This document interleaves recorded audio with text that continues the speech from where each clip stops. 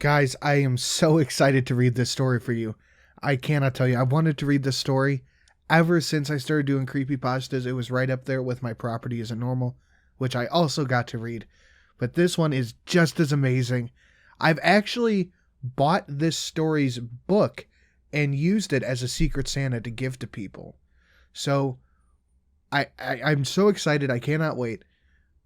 Guys, please go support the author, GasStationJack. It's time for Tales from the Gas Station, Part 1. Make sure you buy the book and show him some love over on Reddit.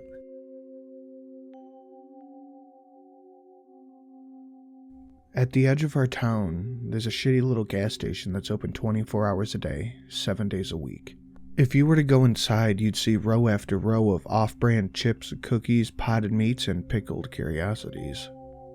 Expiration dates suspiciously missing from the canned goods like they were filed off years ago in some misguided attempt to control inventory turnover.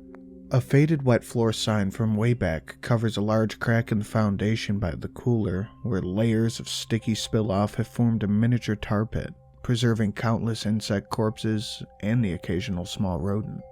Nobody ever complains about the aesthetic. By some providence bordering supernatural, the health inspector has repeatedly signed off on the business, always kindly ignoring the faint smell of some kind of mystery chemical cocktail that is the defining characteristic of the establishment. More noticeable than the steady mechanical hum of the frozen drink machine that was installed in the 70s and never once serviced. More distracting than the random pockets of hot and cold air that seem to follow you around. And more annoying than the family of mutant raccoons that lives in the crawlspace behind the grease trap. We think that they're mutated anyway. At the very least, they must be inbred to the point of genetic deformity and mental retardation. The alpha, a muscular 3-foot-tall son of a bitch named Rocco, has been spotted multiple times chewing on people's tires, and he's been run over at least twice. But he keeps coming back. That lingering smell, a sweet combination of honeysuckle, ammonia, and vomit, has never been positively identified. But the prevalent theory is that it's coming from underground, wafting up through the thin fissures in the concrete that grow and spread with each year of architectural settling. It's strongest right after a rain, and pungent to the point of tear-inducing if you get too close to the storm drains where even Rocco and his clan refuse to tread.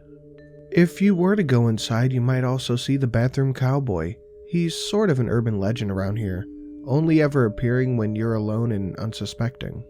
What makes him truly legendary are the stories that people tell after an alleged encounter.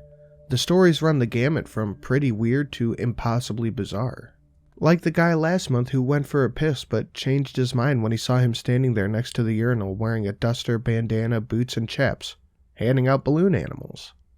Or a couple of weeks later when a customer stepped into the same bathroom to see a man wearing nothing but a cowboy hat, boxers, and boots with spurs, literally grinding an axe on an old-fashioned stone sharpening wheel.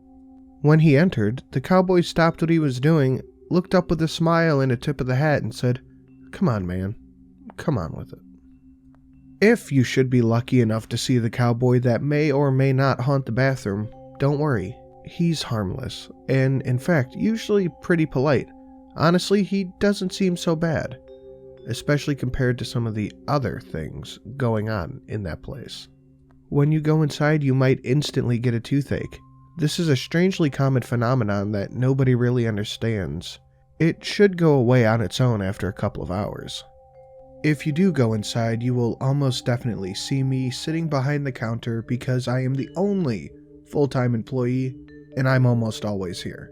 You may catch me reading a book because, for some reason, the internet doesn't work all the way out here, and cell phone service is dicey on good days and non-existent on most. If you need to make a call, you can leave and go up the hill a ways, preferably back towards town because the other way will take you into the woods and you don't even want me to go into all the reasons why that's not a good idea. Or you can pay me 25 cents a minute and use the store's landline. The arrangement was cooked up by the owners and I actually have to enforce it because they do check the records. I'm sorry. While you're here, don't be offended if I don't strike up a conversation because, if I'm being completely honest, I don't always know for sure if everyone that comes through these doors is real or not. And if I had to acknowledge everyone in that place that could be an actual person, I might lose my mind. And we don't need any more of that going around here. I guess the point I'm trying to make is this. Weird things happen to me working at the shitty gas station at the edge of town. I wish I could tell you the weirdest thing that's ever happened there, but I doubt I could ever decide. There's just too many. I've seen a total of 4 coffins inside the store on 3 different occasions. I've met at least a dozen people wandering back to town from the woods claiming they have escaped aliens or government conspirators or the like, and that they had no money but needed to make a call, and could I please let them use our store phone because they might find them again.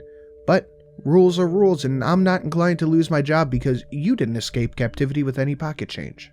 And then, of course, there's Farmer Brown. Yeah, that is his real name.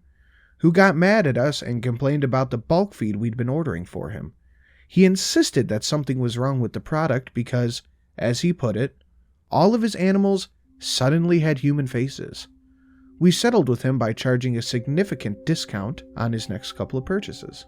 He stopped coming in not long after, and they found what was left of his body inside a bedroom at his farmhouse that had been locked from the inside.